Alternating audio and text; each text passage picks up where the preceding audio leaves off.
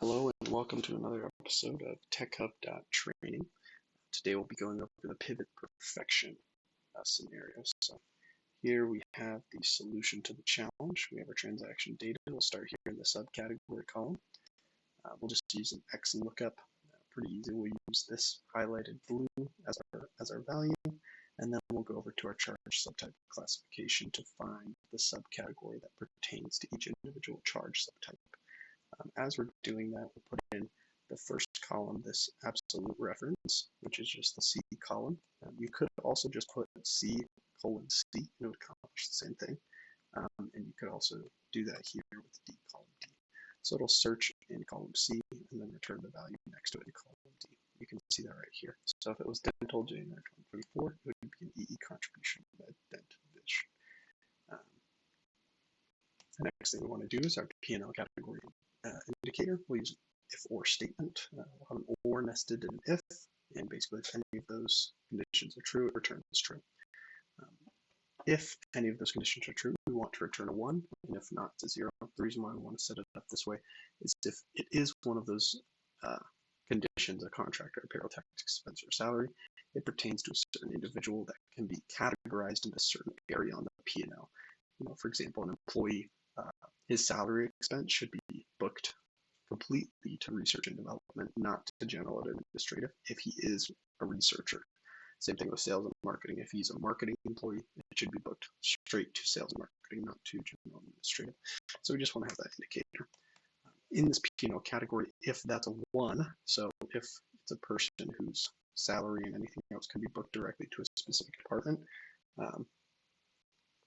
we will do this VLOOKUP. If not, it's just general and administrative, right? If this one right here equals 0. But if it is, we'll use a VLOOKUP and we'll enclose that in if error. And that formula will provide this value if there's no error, but if there is an error, it will automatically provide this value. And that's just in case one of the names we're pulling here for under the reference column, one of the names like Thompson doesn't exist in our PL categorization by name. It will return miscellaneous so the client can see what employees or contractors aren't classified by him yet, and he can determine what he should put that under in the future. So that's what that there's for. And then we use a VLOOKUP, and so the way that works is you just put a table in, so B3 to C60, and we'll take the second column of that. So it's a little different than XLOOKUP. So right here, we'll take that whole table, make sure to use absolute references with the $sign, and then you'll use the second column of that. So perfect. Once that's done, we'll go over and make our pivot table. So the best way to do that, you can look right here, and I'll kind of show you how to make one as well. So we'll just go to Insert, Pivot Table, from Table Arrange. We're going to want to go back to Transaction Data, and we'll take that whole thing right there. So that's all of our information. And we're going to put it in a new worksheet just for ease of use. The next thing we're going to want to do is we'll drag Invoice Date down here.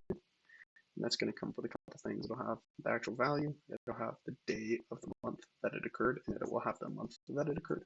We're going to get rid of days. We just don't need it for this exercise. The next thing we're going to want to put in is P&L category. And these are going to be in order, so it's going to be from biggest to smallest. So we'll have like month, and then